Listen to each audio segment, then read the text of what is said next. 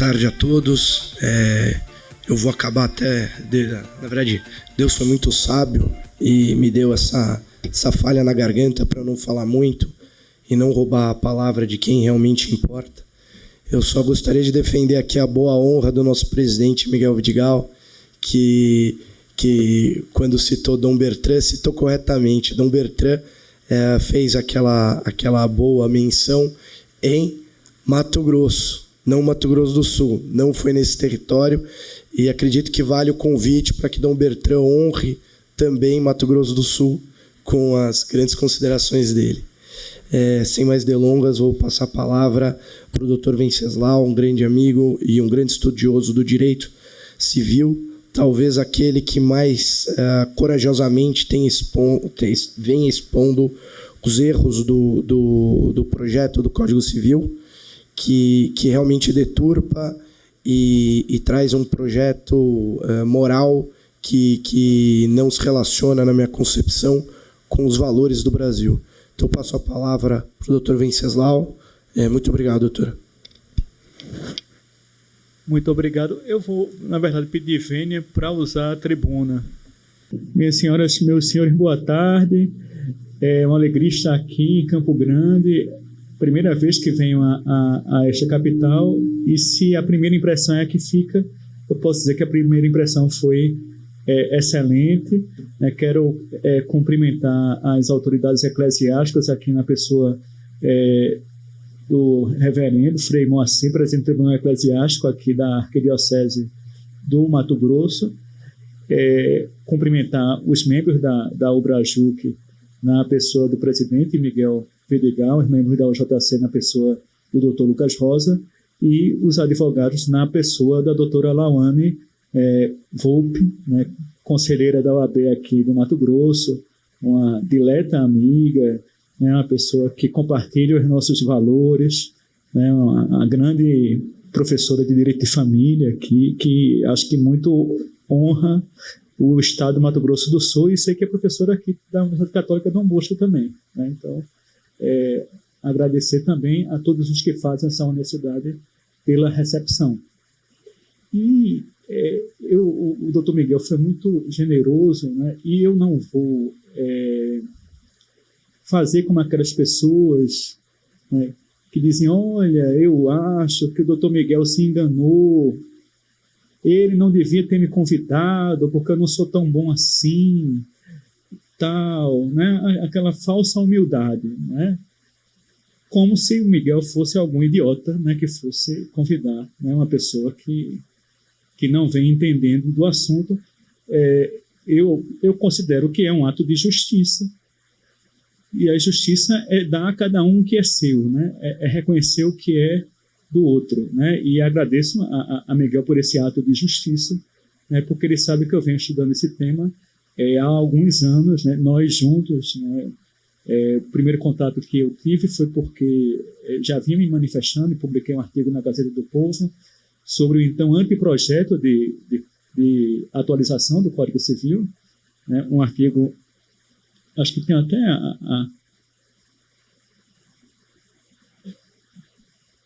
Pronto, foi esse artigo aí, o paradoxo do navio de Teseu e debates sobre o novo Código Civil. Que aí vem sendo uma metáfora muito utilizada para falar desse projeto de novo Código Civil. E o que é o paradoxo do navio de Teseu? Conta-se que Teseu, aquela figura da mitologia grega, a história dos argonautas, o labirinto do Minotauro, acho que todo mundo está mais ou menos ambientado com isso.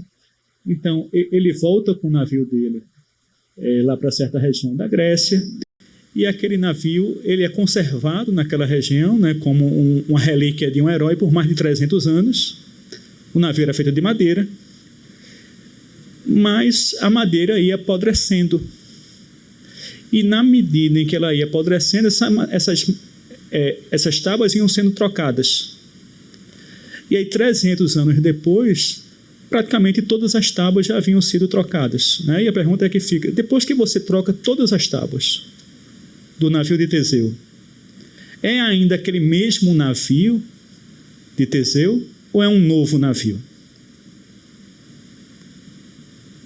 A partir de quando aquele navio deixou de ser o navio de Teseu? Será que a gente pode chamar esse navio ainda de navio de Teseu? Que é a pergunta que a gente faz em relação ao Código Civil. O Código Civil hoje tem 2.000 e tantos artigos, é uma lei muito extensa, né? É um monumento legislativo, mas aí se estima que a ideia do projeto é trocar cerca de 57,7% das regras do Código Civil atual. Então, a gente tem aí cerca de 1.170 artigos que serão introduzidos no atual Código Civil, então uma mudança de quase 60% do texto, né? E a pergunta que fica, se eu mudo mais de 60% do texto, é ainda o mesmo Código Civil ou nós estamos falando de um novo Código Civil? E aí os membros da comissão não gostam muito que a gente alerte para isso, que a gente afirme que se trata de um novo Código Civil, porque os projetos de Código Civil, por questão regimental, eles têm uma tramitação mais detalhada, eles têm um regime de tramitação própria. Não poderiam, por exemplo, tramitar no regime de urgência. E aí, inclusive, esse é um problema, né, porque é um projeto que foi feito em 180 dias. É um projeto que foi feito em 6 meses.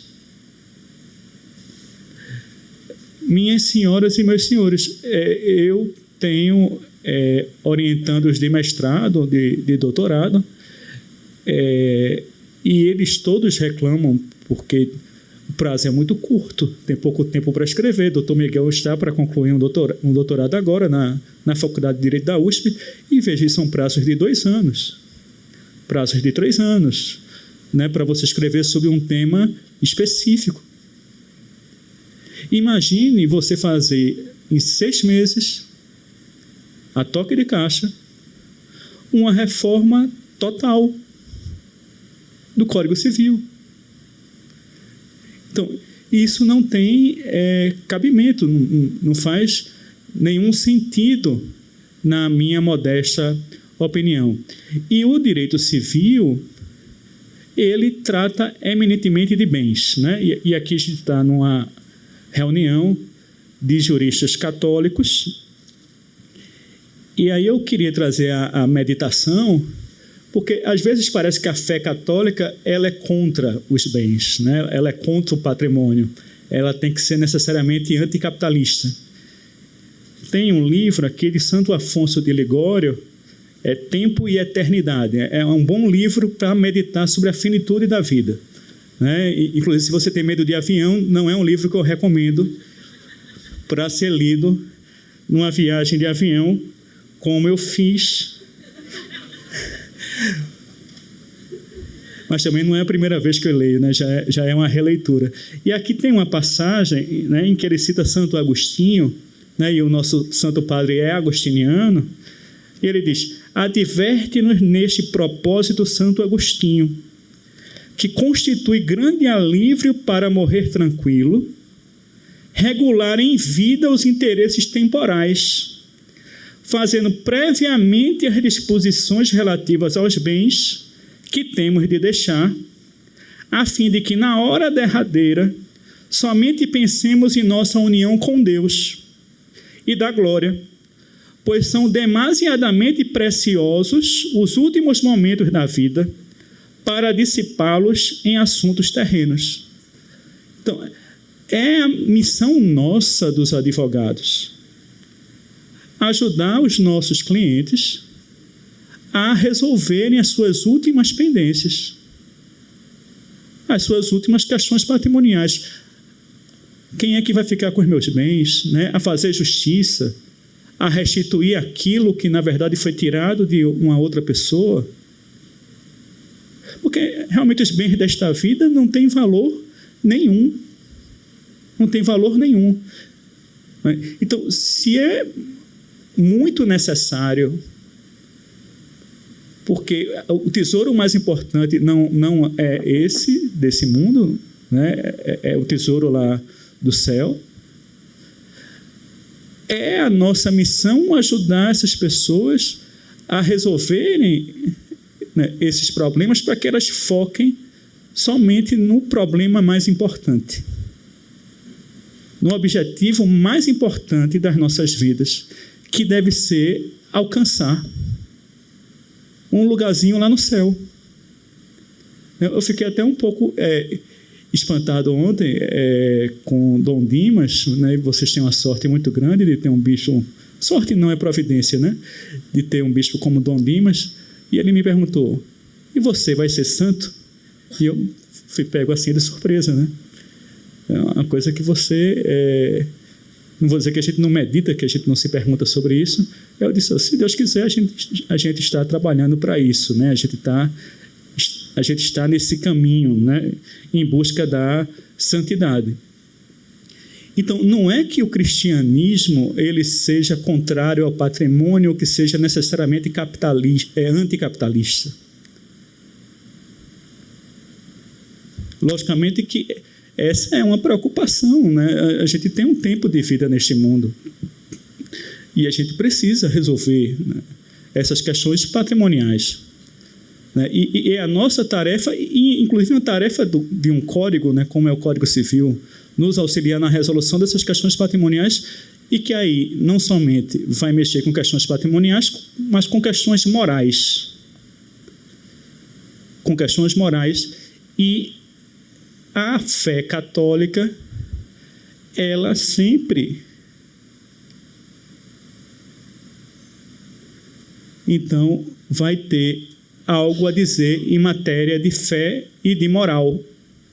E aí eu queria começar destacando,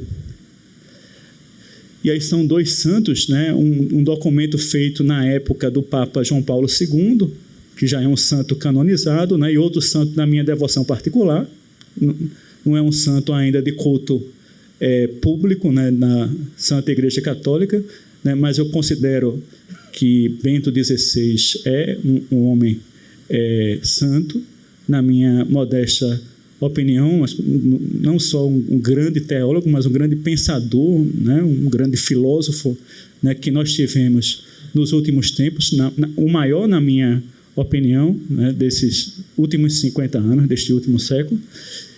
E então há essa declaração sobre o respeito à vida humana nascente, uma declaração de 1987, né, em que o Santo Padre, o Papa João Paulo II, diz: em nenhum âmbito da vida a lei civil pode substituir-se à consciência, nem pode ditar normas naquilo que ultrapassa a sua competência. Às vezes ela deve tolerar, em vista da ordem pública, aquilo que não pode proibir, sem que disso derive um dano mais grave. Todavia, os direitos inalienáveis da pessoa deverão ser reconhecidos e respeitados por parte da sociedade civil e da autoridade pública. Tais direitos do homem não dependem nem dos indivíduos singularmente, nem dos pais, e tampouco representam uma concessão da sociedade e do Estado. Eles pertencem à natureza humana e são inerentes à pessoa por força do ato criador do qual ela se origina. E aí, meus senhores e minhas senhoras, o que é que significa falar em natureza humana, né? E esse é um ponto importante, que eu queria chamar a atenção, né? E logicamente a gente tem aqui no auditório o Dr. Ricardo Dipp, né? Que é um grande pensador, né? Um grande justnaturalista, e eu sou da linha, né, de que falar em direito natural significa falar em um direito conforme a natureza humana. E o que é próprio da natureza humana é a sua racionalidade. O ser humano, ele é racional. Porque aí, cuidado para não cair na falácia naturalista. Dizer: olha, mas tem animais que são dados ao incesto. O cachorro não faz distinção se quem está na frente dele é a mãe dele, se é a irmã dele. O cachorro, na época do cio, vai lá e tem relações sexuais e procria, independentemente desses vínculos genéticos. O tubarão, ele se alimenta dos seus próprios filhotes. Então, falar em direito natural não é um direito que imita a natureza.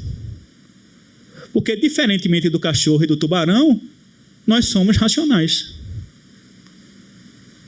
Nós não somos escravos do prazer. Enquanto os animais podem viver, né, com base no impulso, na ideia de fugir da dor e buscar o prazer, então um leão, diante de uma situação de fome extrema, ele é capaz de se alimentar do seu próprio filhote. Mas um homem que acredita ou que é um ser racional, ele é capaz de dar a sua própria vida, de cortar da sua própria carne para salvar um filho. Nós somos capazes e devemos ser capazes, se nós queremos ser mais do que animais, de transcender essa simples busca pelo prazer e fuga da dor. Então, a gente é capaz, né, de fazer sacrifícios. Então, ontem eu fiz um pequeno sacrifício, né? Acordei às 3 horas da manhã, né, para ir ao aeroporto, pegar um voo até Brasília, né? Vi até aqui. E estou aqui hoje. Então, nós fazemos pequenos sacrifícios. A nossa vida não deve ser, se nós queremos ser tidos e havidos como seres racionais, não deve ser uma busca pelo prazer e uma busca de fuga da dor. Que é um problema, né, minhas senhoras e meus senhores, de uma série de concepções generalizadas na sociedade e no direito e que vão se refletir aqui nesse projeto de novo Código Civil. Né? E aqui, então, eu vou realçar os aspectos que eu considero mais polêmicos, né? Mas quero dizer que eles não se limitam a estes dispositivos que eu vou citar. Né? E aí, começando do começo, né, a gente tem um dispositivo sobre transplantes. Qual é a ideia hoje em matéria de transplantes? Você pode fazer uma declaração de vontade, dizendo que deseja dispor dos seus órgãos para depois da morte. Né? Aqui não há nenhum problema do ponto de vista da moral católica, não há nenhuma contradição com a moral católica. E a legislação atual diz que se você vier a falecer, a sua família vai ser consultada, no sentido de dizer se ela autoriza ou não autoriza a retirada dos seus órgãos para fim de transplantes. Ainda que você, em vida, tenha manifestado vontade nesse sentido, sua família pode se declarar contrária a isso. E aí, por diversas razões, por razões de ordem moral, por razões religiosas, qual é a ideia do projeto? Se a pessoa fez uma declaração de vontade em vida dizendo que quer doar, ainda que a família do falecido seja contrária, deve prevalecer a vontade do morto. E aí, não é nem tanto uma questão de moral católica, na minha opinião, mas eu acho que há uma questão também de moral, porque a legislação hoje prevê a autorização da família diante do risco de tráfico de órgãos. E esse é um risco real de tráfico de órgãos, né? Um risco que não pode ser descartado. E aí, imagine a situação, o óbito foi declarado recentemente, no prontuário há o registro de que o morto desejava doar os seus órgãos, a família é contrária, já estava preparando o corpo do morto para ser levado para o velório. E o que é que vai se fazer? Uma busca e apreensão do cadáver? Vai se tomar o cadáver a mano militar e da família para se retirar os órgãos dele? Isto é razoável? Há alguma racionalidade nisto? Me parece que não. Me parece que isso é será um momento de violência contra a família no momento de luto.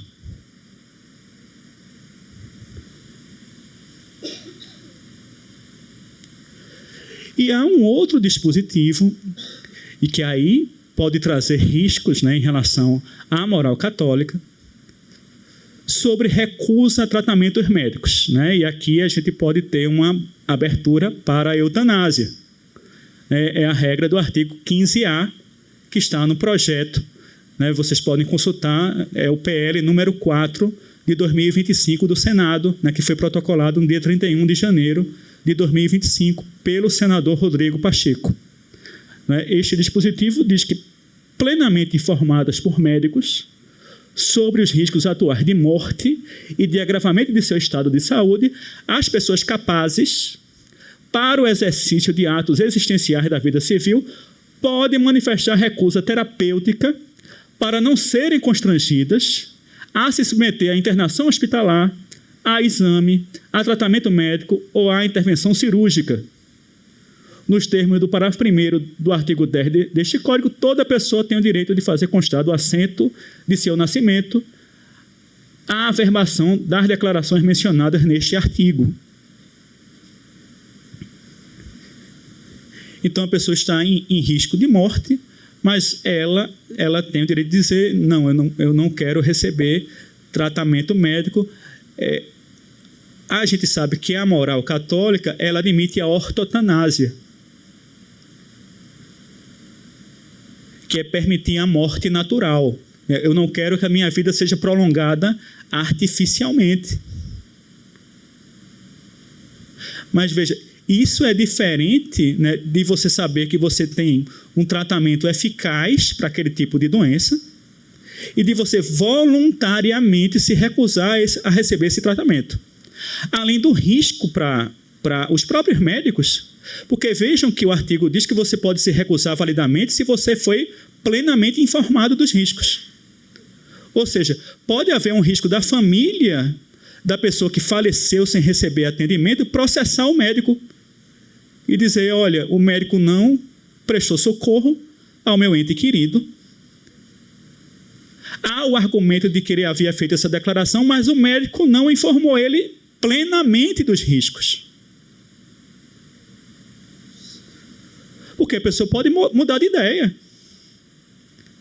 Né, sabendo de certo risco, né, sabendo da extensão do sofrimento que ela vai ter, do sofrimento que ela vai causar à família, ela pode mudar de ideia. Dizer, não, realmente pensei melhor e agora eu quero receber tratamento. E aí alguns pontos que eu identifiquei no projeto, né, algumas questões, né, que eu acho que podem ajudar a orientar a nossa análise, né, o sentimentalismo, né, então a gente tem em muitos momentos um apelo ao sentimento. Então os animais, eles são seres sencientes, então eles sofrem, por isso que eles devem ser tidos como sujeitos de direito, né, fazendo parte do entorno da família. A questão da socioafetividade do direito de família. Então a gente vai ter a filiação socioafetiva, que deve ser levada em consideração. A gente tem também uma ideia de neutralidade de gênero. E aí, isso não apenas somente desde o Papa Francisco, né, mas eu acho que desde o Papa Bento XVI, o Papa João Paulo II, um alerta sobre a questão da ideologia de gênero, né, sobre a ideia da neutralidade de gênero e uma certa indiferença em relação ao gênero. Então, a gente vai ter, em vários dispositivos, a substituição das expressões homem e mulher pela expressão genérica pessoas. E aí, inclusive, na semana passada, saiu a decisão da terceira turma do STJ, dizendo que pode haver o registro de recém-nascido sem informação do gênero.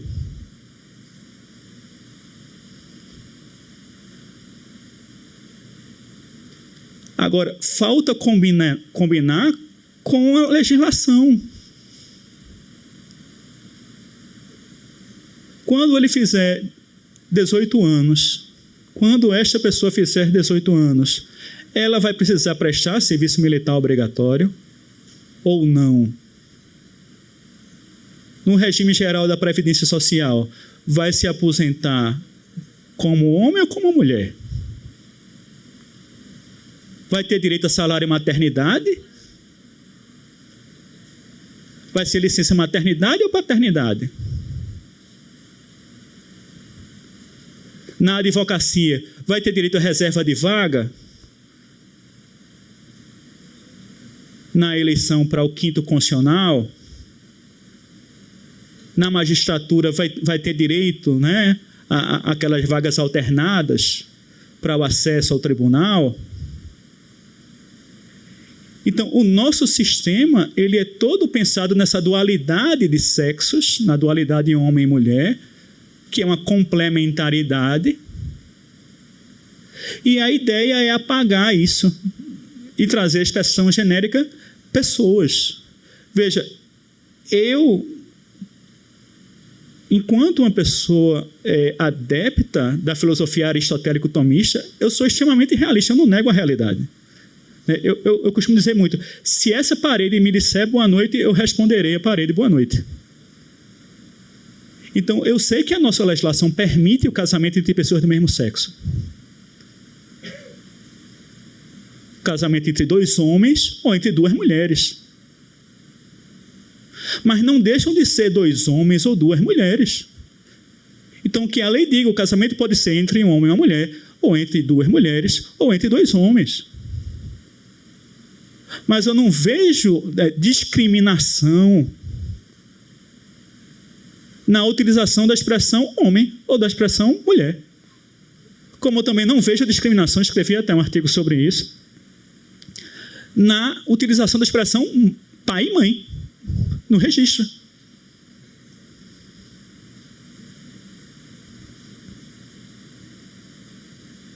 Que é uma matéria que foi julgada pelo STF. Havia uma liminar concedida em sede de cautelar pelo ministro Gilmar Mendes para que não constasse mais do registro civil de nascimento a expressão pai e mãe. Devia constar lá genitores. Para não ofender as pessoas LGBTQIAPN+.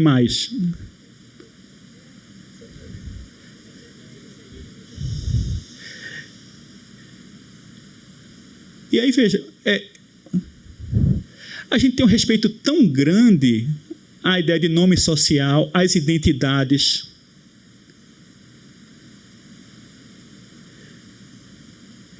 Então, eu tenho uma colega da Universidade Federal de Pernambuco, né, que foi homem durante muito tempo, do ponto de vista registral, e aí, aos 49 anos, fez transição de gênero. Né, e aí colocou lá no registro, alterou o nome e alterou também o sexo no registro. E se o nome está no registro, e é um direito da pessoa ter aquele nome no registro, eu a chamo pelo nome que ela tem agora, a professora Antonella. E respeito. Mas veja, e por que eu não respeito as pessoas que querem ser chamadas de mães e de pais? Custa perguntar. Que eu acho que se você perguntar a maioria das pessoas, se elas querem ser chamadas de mães e de pais, que eu saiba, ninguém comemora o dia do genitor. Até o ministro Flávio Dino brincou, né? Se eu disser à minha mãe, né, feliz aniversário genitora, minha mãe vai ficar brava. E foi aí que o pleno do STF reverteu a decisão. E disse, olha, fica aqui na autonomia das pessoas de escolher se querem constar a expressão pai e mãe, no registro. Então, aqui há uma questão também relacionada à moral católica, né, na minha opinião, e que é essa ideia de neutralidade de gênero.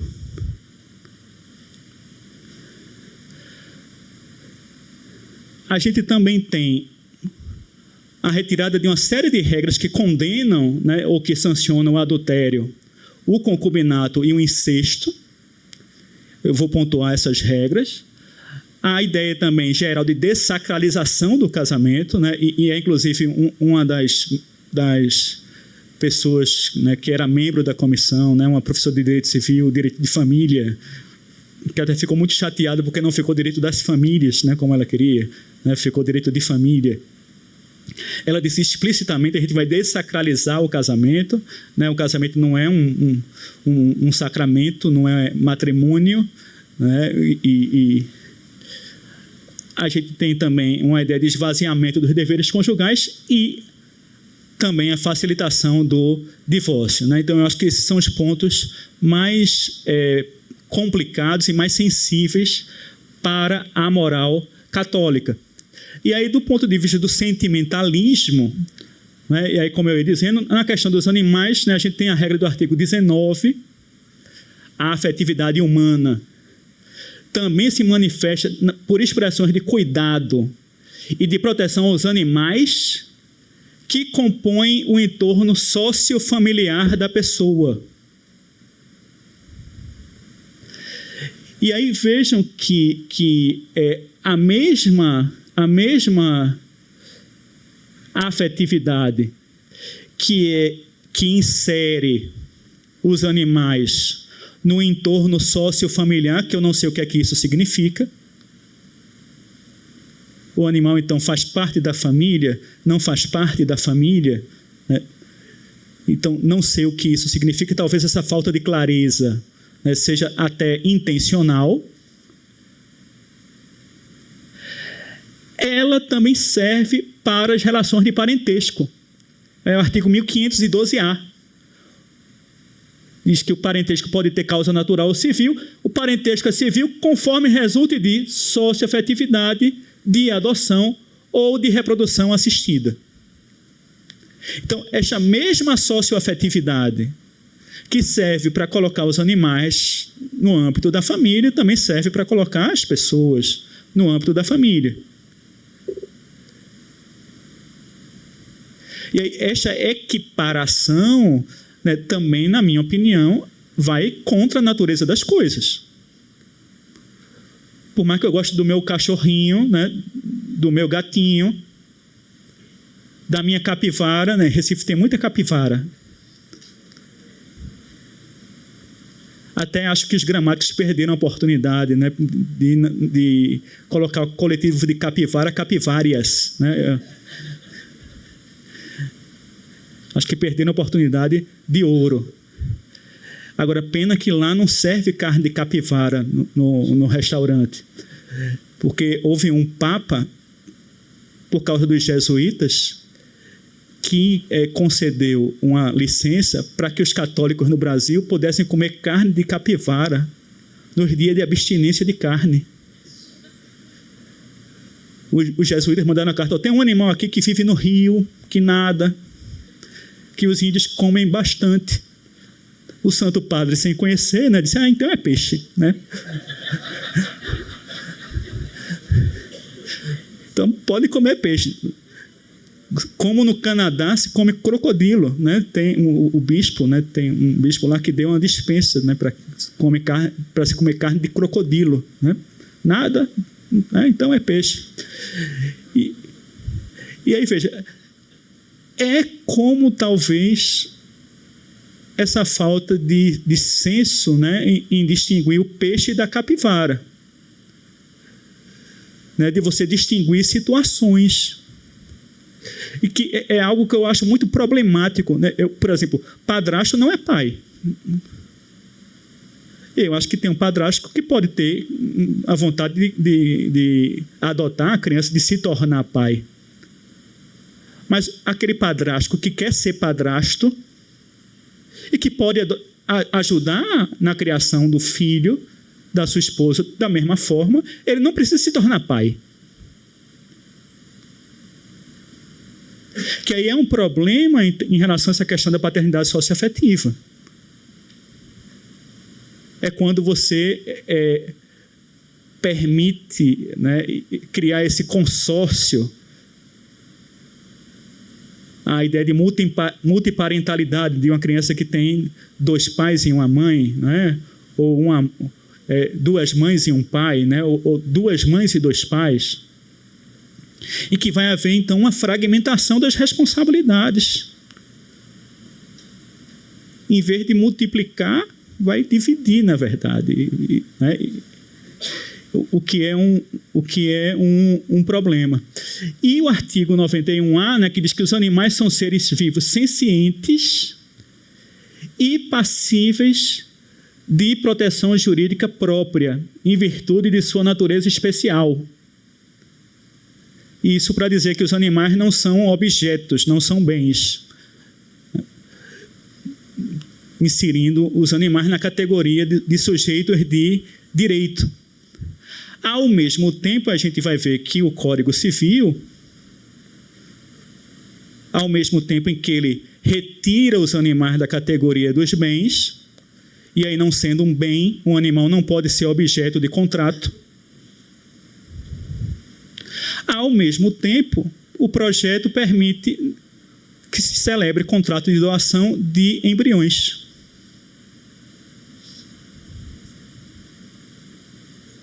Que aí é mais um problema em relação à atenção da natureza das coisas. Né? Então, não posso mais celebrar contrato de compra e venda ou de doação de um animal, porque um animal não é um bem. E aí vejam como o mercado se apropria disso. Alguns pet shops, né, já falam em adoção de animais. Você não é dono, você é tutor do seu cachorrinho.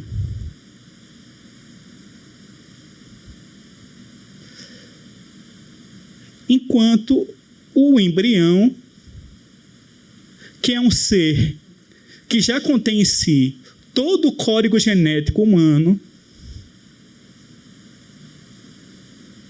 ele já contém em si toda a potência humana, ele é qualificado como mais um objeto.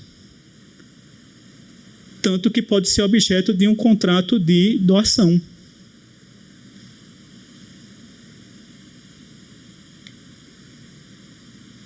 Na questão da neutralidade, né, que a gente falou, a gente tem regras tanto na área do uso capião, né, a ideia de alterar o artigo 1240 para dizer que o título de propriedade pode sair no nome de qualquer pessoa, independentemente de gênero, e também nas regras sobre casamento. Né? O casamento se realiza quando 2 pessoas, livres e desimpedidas, manifestam perante o celebrante a sua vontade de estabelecer vínculo conjugal e o celebrante os declara casados. E aí também o artigo 1517, a pessoa com 16 anos pode se casar. Né? Então aqui a referência a pessoas, né, e não mais a homem e mulher, como tradicionalmente o Código Civil faz. E faz não somente aqui no Brasil, mas em outras legislações. Né? O Código Civil de outros países também faz uso da expressão homem e mulher. E aí aqui eu acho que talvez o ponto mais polêmico, que são as regras que sancionam o adultério no nosso Código Civil. E aí eu já vi até alguns membros da comissão, inclusive o relator geral, né, eu assisti uma palestra dele recentemente no YouTube. Olha, o adultério não é mais crime. Por isso que a gente retirou a expressão adultério do Código Civil. O adultério não é mais crime, é verdade. Não existe mais o tipo penal do adultério. Mas o adultério segue sendo um ilícito civil. Assim como você portar maconha em pequena quantidade não é crime, mas o STF disse que é um ilícito administrativo. Então, não se deve confundir a ideia de ilicitude com a ideia de tipicidade penal. Porque o Código Civil brasileiro, dentre os deveres conjugais, traz o dever de fidelidade. Um dever de exclusividade nas relações sexuais e afetivas entre os cônjuges. Então, você permitir o cometimento de adultério sem sanção, ou pior ainda, você permitir que não se dê o nome de adultério a um adultério, é um absurdo. As coisas têm que ser chamadas pelo nome que elas têm. E isso é muito importante porque a gente sabe que no direito a linguagem ela constitui a realidade. Então, quando o juiz diz você está divorciado, você naquele momento mágico deixa de estar casado e passa a ter um novo estado civil. Em razão de palavras que foram escritas pela autoridade naquele papel.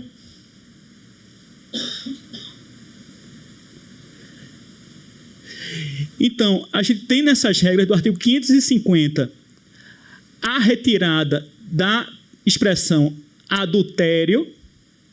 Então, 550 do Código Civil atual fala a doação do cônjuge adúltero ao seu cúmplice pode ser anulada. E aí a nova redação fala em a doação da pessoa casada ou em união estável a terceiro com quem mantém a relação na forma do artigo 1564-D pode ser anulada. Então já não fala mais em cônjuge adúltero, porque é feio falar que ele é adúltero. O adultério em si não é feio, né? Mas chamar ele de adúltero é que é feio. E o artigo 1564-D diz: a relação não eventual entre pessoas em período de casar não constitui família. Que aí retiraram a expressão concubinato, porque o Código Civil atual diz que a relação entre pessoas impedidas de casar constitui concubinato. Então também não pode falar concubinato porque é feio, é pejorativo chamar o amante de amante. Mas o pior é criar um regime patrimonial próprio para o concubinato, que é algo que não tem previsão legal hoje. Vejam aí a comparação 1727, não tem parágrafo único, o 1564-D, parágrafo único, está pequenininho. As questões patrimoniais oriundas da relação prevista no caput serão reguladas pelas regras da proibição do enriquecimento sem causa, prevista nos artigos 884 a 886.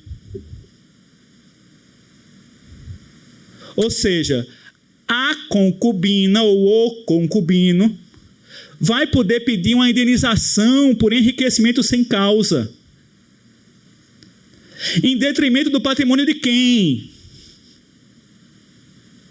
Do casal. Do casal. Ora, se aquele sujeito que traiu a esposa adquiriu bens onerosamente na constância do casamento, aquele bem é da esposa dele. E veja, eu não estou dizendo aqui que a pessoa é obrigada a ficar casada para sempre. Mas se você é casado, é que respeite a sua esposa. E mais ainda, respeite o patrimônio dela. Porque a gente pensa no direito na perspectiva do que é meu, mas o direito é dar a cada um o que é seu. A gente tem que ter uma perspectiva aqui de alteridade. Ah, coitada da pessoa que se relacionou com um homem casado. Ora, ela não sabia que ele era casado? E até me perdoe, em se tratando de uma mulher, veja, a mulher tem um sexto sentido. Às vezes eu estou em casa sentado no sofá pensando bobagem, aí minha mulher já olha para mim e diz: no que é que você está pensando?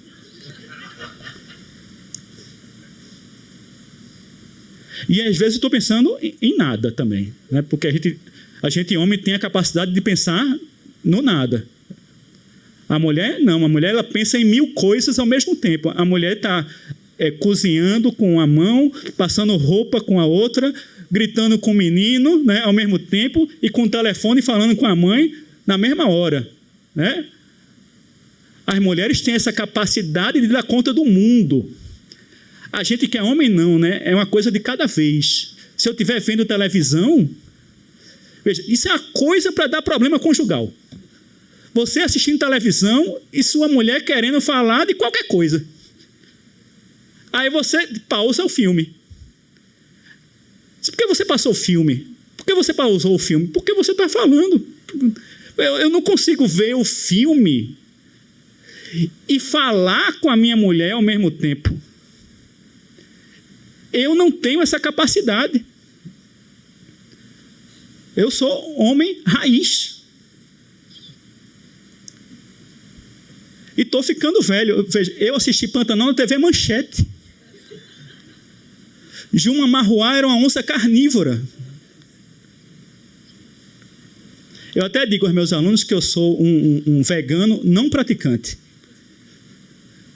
Porque eu como carne, né? E aí vejam uma outra regra perigosa, porque o Código Civil permite hoje que o ascendente, por testamento, deserde um descendente, ou seja, exclua ele da sucessão, que tenha relações sexuais, ou seja, que o traia com o seu cônjuge.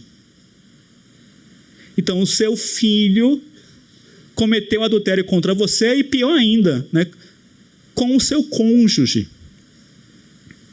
Seu filho lhe traiu com a sua esposa. O Código Civil permite que você faça um testamento excluindo esta pessoa da sucessão. É uma forma de sancionar não somente o adultério e o incesto, porque esta relação é ao mesmo tempo adulterina e incestuosa. Porque o casamento faz com que os parentes do cônjuge passem a ser parentes do outro cônjuge.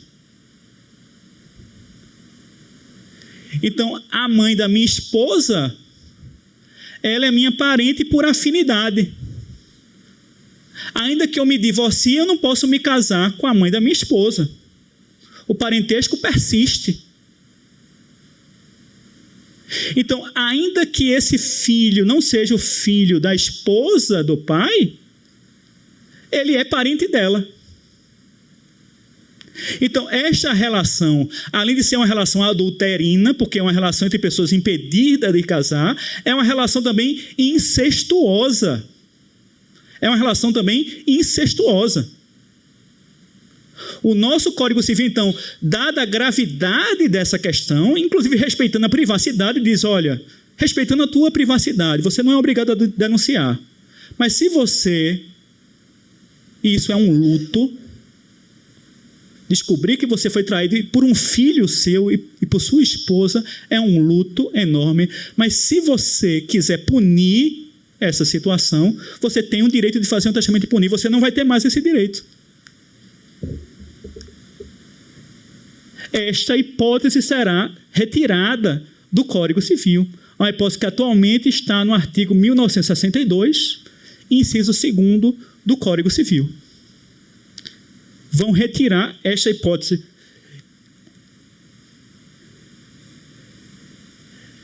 E a gente ainda tem, não ficou muito claro aí, né, eu peço perdão, mas eu vou disponibilizar para o Dr. Miguel, né, para ele compartilhar com as senhoras e os senhores, o que eu falo de regras de desacralização do casamento. Né? Então, hoje, o casamento ele deve ser feito em edifício público, ou se o edifício for privado, ele tem que ser feito no edifício, apesar de privado, em portas abertas. Hoje em dia, há necessidade de publicação de editais para que qualquer pessoa ela possa apresentar um impedimento, ela denuncie se um dos cônjuges tem algum impedimento para casar, e essa denúncia pode ser, inclusive, na hora do casamento. Por isso que o casamento tem que ser feito de portas abertas.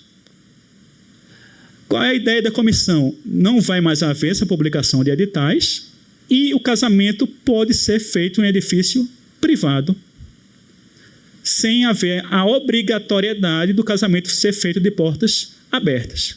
Inclusive, a comissão anunciou a ideia de você poder agora chegar no cartório e casar no mesmo dia.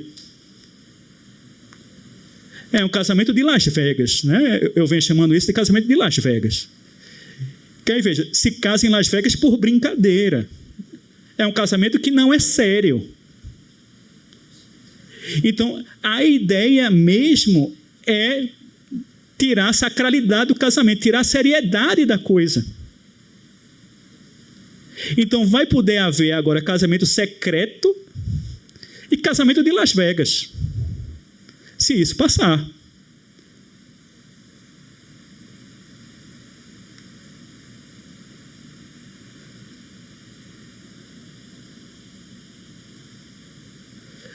E, para terminar, acho que o meu tempo já está estourado, né? Já avisaram para mim, né? Eu estou com medo de ser excomungado, né? Aqui pelo nosso Frei Moacir. O artigo 1803 hoje do Código Civil, ele proíbe a pessoa casada nomear o seu concubino seu herdeiro, que é algo que decorre da fidelidade do casamento.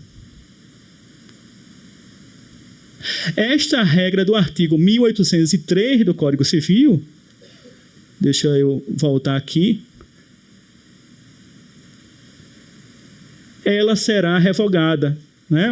É artigo 1803, inciso 3º. Esta regra será simplesmente revogada, né? Ou seja, há aquela interpretação de que no direito civil que não está proibido, né, está permitido. Então, você retirando a proibição, né, e pasmem, né, mais ainda, como vai se retirar também o cônjuge do rol dos herdeiros necessários, de modo que para excluir o cônjuge da herança basta fazer testamento. Você, no mesmo testamento, poderá excluir o seu cônjuge e nomear o seu amante ou sua amante seu herdeiro.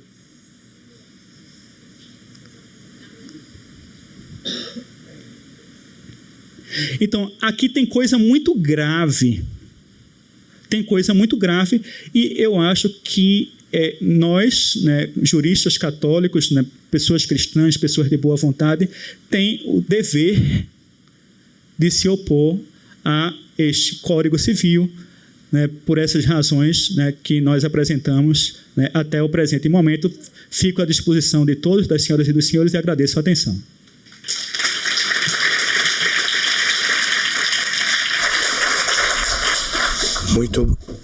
Muito obrigado. Alô, muito obrigado, professor Venceslau, pelo adiantado da hora. Eu passaria a palavra para o professor Gustavo fazer pequenas considerações. Eu depois farei uma breve consideração e pedirei a todos que procurem o professor Venceslau no intervalo para tirar eventuais dúvidas. Doutor Gustavo. Senhoras e senhores autoridades aqui presentes, queridos colegas juristas católicos, gostaria de cumprimentar a todos, na pessoa do nosso querido Dr. Miguel Vidigal, presidente da União Brasileira dos Juristas Católicos, em que confiou a missão de celebrar esse primeiro congresso nacional aqui em Campo Grande, Mato Grosso do Sul, assim como também ao Dr. Lucas Rosa, que fez aí durante os últimos dias um belíssimo trabalho e cuja vivência também ela serve de inspiração e firmeza nessa nossa caminhada de fé. Eu também quero agradecer à União de Juristas Católicos aqui de Campo Grande, que tem me permitido de alguma forma ajudar, auxiliando nos trabalhos de divulgação e a servir também aqui nesse congresso de hoje. Bom, sobretudo nesse nosso congresso, tem me chamado muita atenção desde ontem, quando o Dr. Ricardo Dipp disse uma questão, eu até tive a oportunidade de perguntar, que era sobre... Ele disse de alguma forma que desde a lei do divórcio, né, tem sido um grande mal para o Brasil. E eu observei, então, que, de alguma forma, todos os palestrantes aqui citam a instituição da família como algo que vem sido constantemente atacado, e não diferente também com essa proposta, esse anteprojeto de reforma do Código Civil. Existem inúmeros problemas, como o professor muito bem elencou aqui, o pequeno tempo, né, de estudo para isso, a falta de consulta pública, enfim. Mas a família é algo que tem sido muito atacada nesse projeto de reforma. E o senhor, há cerca de um mês, mais ou menos, escreveu um texto, né, intitulado Dúvidas Sinceras sobre a Atualização do Código Civil. E, com certeza, o casamento e a família estão entre essas dúvidas. E, principalmente, uma questão que me chama a atenção é a dessacralização do casamento. Esse casamento privado, como dito pelo Dr. Miguel Vidigal, um casamento de Las Vegas, ele, além de romper com a tradição jurídica, colide também com os nossos princípios e valores católicos. De forma que o sacramento ele precisa ser... que o casamento precisa ser um sacramento público, celebrado sob o olhar de Deus e perante a comunidade. Eu gostaria é uma pergunta que o senhor já fez no texto, mas eu gostaria que o senhor respondesse, se tivesse a resposta, a quem serviria esses casamentos privados e de qual forma nós poderíamos arguir algum impedimento legal. Doutor Gustavo, né, vice-presidente da UJC. Só é. Então, membro, né? Então já elegi o doutor Gustavo sem ter legitimidade para isso. É interessante, doutor Gustavo, que a realidade acaba se impondo. Por exemplo, a China, não sei se vocês vêm acompanhando, ela vem adotando uma política de dificultar os divórcios. Porque ela viu que, do ponto de vista social, isto é algo indesejável. Países nórdicos que não são católicos vêm adotando uma orientação, né, de até financiar terapia para que os casais não se divorciem. A implementação de políticas públicas dificultando o divórcio. Não é que você não tenha direito de se divorciar, mas não pode haver uma banalização do divórcio. Enquanto aqui a gente vem seguindo uma trilha de facilitação do divórcio. Mas vejam como a realidade se impõe. Né? Eu gosto de assistir esses programas que tratam da realidade dos presídios, e dentro dos presídios, os donos da cadeia não permitem que entre crack, porque eles sabem que se entrar crack, aquilo ali vai ficar ingovernável, eles não têm como controlar. E existem regras dentro da cadeia que sancionam com pena de morte o preso que não é nem chegar a sair com a mulher de outro preso. Se olhar, se soltar um gracejo para a mulher de outro preso, né? Vamos dizer assim, os presos têm uma consciência, né? Pessoas que estão sendo reeducadas, eles têm uma consciência maior sobre a gravidade desse dever de fidelidade do que nós. E as pessoas que administram esses presídios, inclusive, têm regra dizendo, olha, para você ir para visita íntima, você tem que estar casada. Pode divorciar, mas você tem que esperar um período de 6 meses para poder casar de novo. Como é a realidade fora do presídio? Laone advoga como eu e ela sabe. O casal querendo, vai para o cartório hoje, casa novamente amanhã.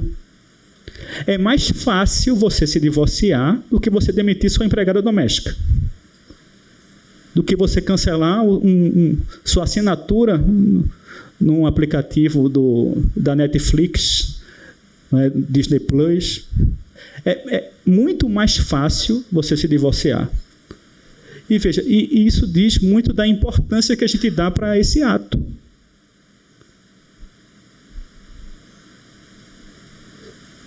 Muito custa o que muito vale. Então, essa ideia de desburocratizar, ela é muito ruim. Veja, por que existe esse regramento todo? Para que as pessoas meditem, será que vale a pena eu seguir essa burocracia toda, né? E vai ser difícil se eu quiser desfazer. Será que vale a pena casar? Isso é para que as pessoas meditem sobre a seriedade disso. E que aí, infelizmente, acho que talvez as pessoas que estejam por trás disso não queiram que as pessoas meditem sobre essas questões. Eu achei muito curioso o que o senhor falou, as pessoas por trás disso. E isso me levanta uma dúvida sobre a própria axiologia dessas mudanças, né? O que está por trás disso, os valores. E é muito curioso, porque quando foi lançado o anteprojeto, nós da UJUCASP fizemos uma campanha junto a órgãos de imprensa que estavam repercutindo o assunto e buscamos dar algumas entrevistas. E eu dei uma breve entrevista para um grupo de mídia nem tão relevante assim, e chegou em um dos membros relevantes do anteprojeto, da comissão do anteprojeto, e ele me ligou. Bom, eu falei em nome da União dos Juristas Católicos de São Paulo, e ele trouxe essa questão dizendo: olha, eu tenho uma formação de 14 anos em escolas católicas, eu vou à missa, meu filho faz isso, aquilo, como se estes valores estivessem realmente ligados, né? Ou ele estivesse buscando conter a crítica embasada apenas na doutrina da igreja, que foi isso que eu disse para ele. Eu falei: olha, isso não é minha opinião e eu não me importo, não se trata de dizer se católicos concordam ou não com isso, mas o que diz a doutrina oficial da igreja. Esse é o posicionamento.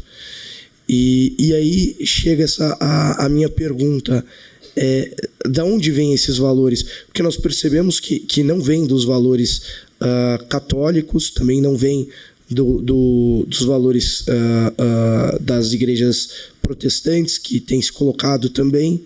Então, que valores são esses? Da onde eles vêm? Pelo menos brevemente. Bom, nessas propostas do direito de família, eu acho que a gente pode relacionar essas propostas com muita clareza a um instituto chamado IBDFAM. A totalidade dos membros das subcomissões de direito de família e sucessões integram este instituto. Eu não vou fazer nenhum juízo de valor, vou falar de fatos objetivos, né? O IBDFAM, na ação que existe perante o STF, para proibir a participação de crianças em paradas e manifestações LGBT, ele está habilitado como amicus curiae para dizer que as crianças e que os pais têm o direito de levar as crianças para participar dessas manifestações. O IBDFAM, no caso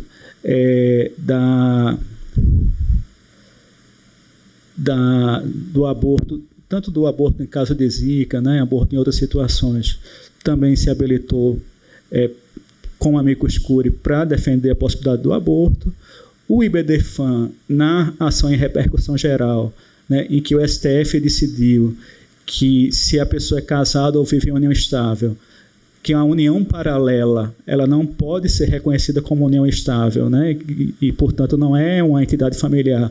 Ele se habilitou para defender que essa união paralela ela deveria ser tida como união estável, né? Então, assim, objetivamente, né, a gente tem esse instituto, que é um instituto que tem mais de 1 milhão de filiados, né? Então ele tem uma arrecadação muito grande e faz grandes congressos em resorts, né? Convida ministros de tribunais superiores, né? E aí a gente entende mais ou menos como essas coisas acontecem. Não é crime você dar palestra e receber por essa palestra, não é? Mas, assim, num país em que às vezes uma pessoa que detém funções públicas participa desses eventos que são remunerados por pessoas que têm interesses, né, em relação às questões que têm essas graves repercussões, era interessante que, pelo menos, né, se você é um ministro de um tribunal superior, que você declarasse que você foi dar uma palestra naquele evento e que você recebeu. Assim, eu já fui várias vezes para atuar como especialista em eventos do STJ, na Jornada de Direito Civil, mas assim, eu nunca recebi por isso. Eles pagam só a passagem aérea, a hospedagem, né? E de toda a entidade que me convida, normalmente é assim, eu nunca recebi dinheiro para dar uma palestra. Mas assim, acho relevante que uma pessoa que receba 50 mil, 100 mil reais para dar uma palestra de 1 hora, ou às vezes nem é isso tudo, que ela declare. E que aí, lógico, se você tem esse relacionamento antigo com esse tipo de entidade, veja, isso acaba, talvez, corrompendo a sua consciência, né? Poxa, eu tenho uma fonte de renda ali, talvez não seja interessante me opor. E aí você acaba moldando a sua consciência de acordo com esses interesses, né? Então, assim, eu sou uma pessoa chata, né? Porque acho que, claro, né? Faço a crítica aberta. Eu não faço nenhuma crítica pessoal. Veja que eu não estou citando o nome de nenhum ministro aqui, de nenhum professor, membro da comissão. Todas as minhas críticas são públicas, estão publicadas no Conjur, no Migalhas, na Gazeta do Povo, no jornal O São Paulo, né, entrevistas que eu dei para o rádio, para a televisão. Não tem nenhuma crítica que eu não tenha feito aqui que não tenha sido feita publicamente. Agora, o que é que o debate público exige? Que a comissão que fica reclamando, não, esse povo é ressentido e tal, que a comissão responda. Que a comissão reconheça que errou. Porque essa crítica que a gente está fazendo não é de hoje. Essa crítica é desde o anteprojeto. E eles mantiveram o anteprojeto sem mudar uma vírgula. Então, você retirar uma regra que proíbe a pessoa casada de testar para sua amante, você permitir que a pessoa casada deixe a herança para a amante e exclua o cônjuge da sua sucessão, isso é muito grave. A pessoa não reconhecer isso como um erro, acho que diz muito mais da pessoa que se mantém no erro do que da pessoa que critica. Veja, eu prefiro o inimigo que me critica e que faz com que eu me corrija do que um amigo que me adula e que me mantém no erro. E aí, perdoem o desabafo, né, mas é da minha natureza ser sincericida, né, e ter uma franqueza selvagem. Né? Muito obrigado.